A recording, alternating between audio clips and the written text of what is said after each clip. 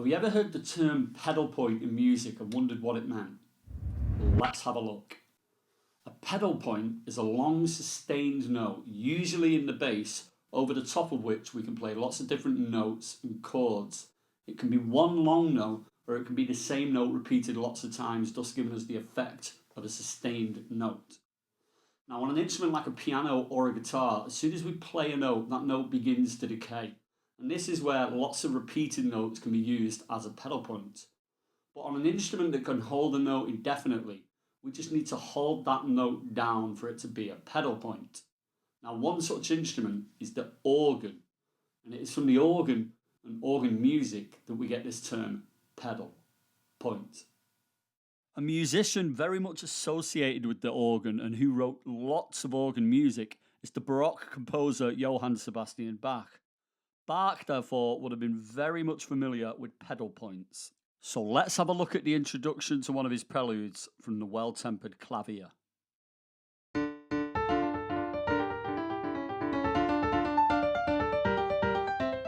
If I highlight the bass notes in red here, we can see that Bach is using a pedal point. He's using this repeated D note as a pedal point, and the right hand melody is implying chords such as our minor fourth and our dominant fifth chord.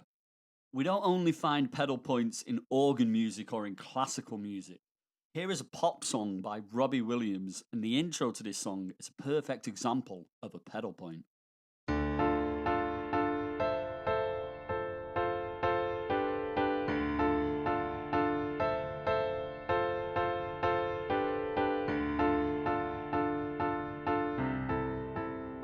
This intro was written by a man called Guy Chambers, who is Robbie Williams' long-term songwriting partner. And what Guy has done here is he's just held down a D octave in his left hand in the bass, and then he is changing chords over the top. And this is a perfect example of how pedal points are used. Now, this pedal point is doing two things here. First of all, it's establishing our tonal center. We are in the key of D minor here, and we have this D note constantly in the bass. What it's also doing is giving us harmonic interest, because this D note is a chord tone in some of the chords, such as the D minor and the G, and it is a non-chord tone in others, such as the A minor and the F. So as we move through this chord progression, we're constantly changing between consonance and dissonance, and this is very interesting to the listener. And even in the chords where D is a chord tone, such as G, well, it's in the bass, and that means we've got a chord inversion, and this is also harmonically interesting. Let's change instruments and jump over onto the guitar, because you will find pedal points in a lot of guitar music. One band that really likes pedal points are Kings of Leon. Let's have a listen to the intro to their fantastic song, Manhattan.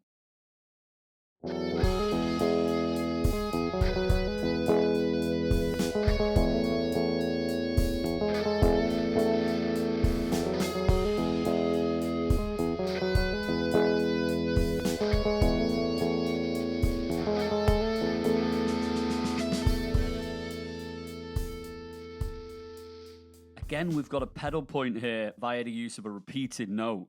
Throughout this riff, we keep getting an E note in the bass, which is allowed to ring out underneath the little melody notes that are being played over the top of it. It's no surprise that now we're on a guitar, we have E as our pedal point, as when a guitar is in standard tuning, the E is the lowest note, therefore making it a natural choice for a pedal point and a pedal point riff. So far, we've had a pedal point as a long sustained note in the Robbie Williams example, and as a repeated note in the Bach and the Kings of Leon example. In all of those examples so far, the pedal point has been in the bass, but it doesn't have to be. Now let's go over to an Arcade Fire song, and let's look at where the pedal point is there.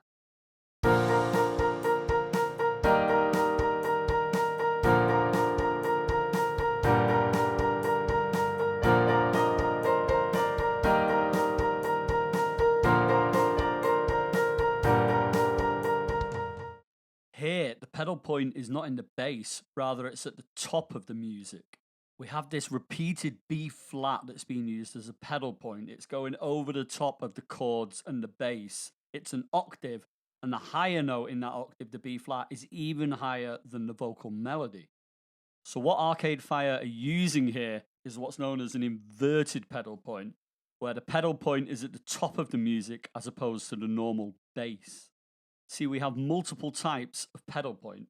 We have a standard pedal point, which would be in the bass. We have the inverted one, which would be at the top of the music, just like the Arcade Fire song we just listened to. And we can also have an internal pedal point, which is in the middle of the music. And we can also have what's known as a double pedal point, where we have more than one tone playing. We could have a root and maybe the fifth as well, played as a double pedal point. And now it's time for today's song. This is song 14 out of 100 that I am writing on this quest to write 100 songs. Today's song obviously features a pedal point. This song is called Surveilled.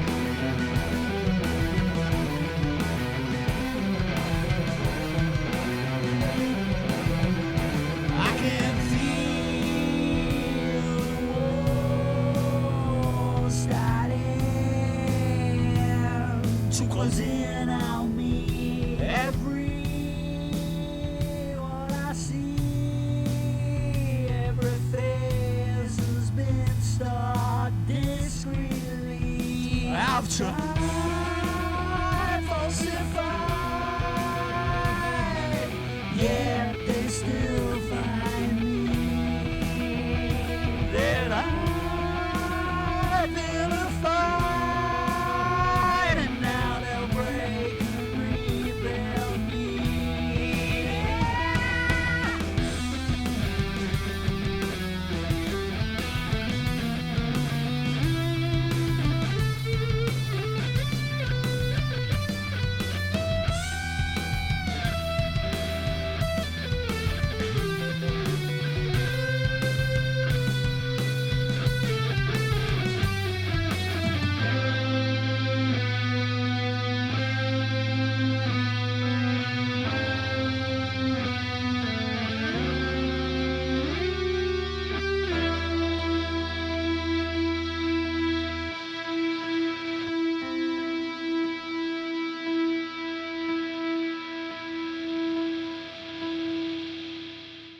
Well, there we have it, song 14 out of 100 done. And what did I learn with this song? That we don't write songs by carving them into stone. And what I mean by that is we can always change them later on. In this song here, which I called Surveilled, I wanted to play around with the idea of a surveillance state or a police state closing in on someone. And I wanted to do that by maybe shortening the phrases or the bar lengths as the song went on. And I worked on it for a while and I just never really got there. But maybe I'll be able to do that in the future. Now, it's a good thing that we can change songs very easily in the modern age, but it can also be a bad thing as well because of the human need for perfectionism. We can spend so long trying to change and tweak and perfect a song that it never gets done. Now, today we obviously also spoke about pedal points. If you could think of any songs that use pedal points in any genre of music, please pop them down in the comments because I'd really like to know what they are. I hope you enjoyed this video and I hope you got something out of it. If you did, please like and subscribe, and please join me in the next video and the next song.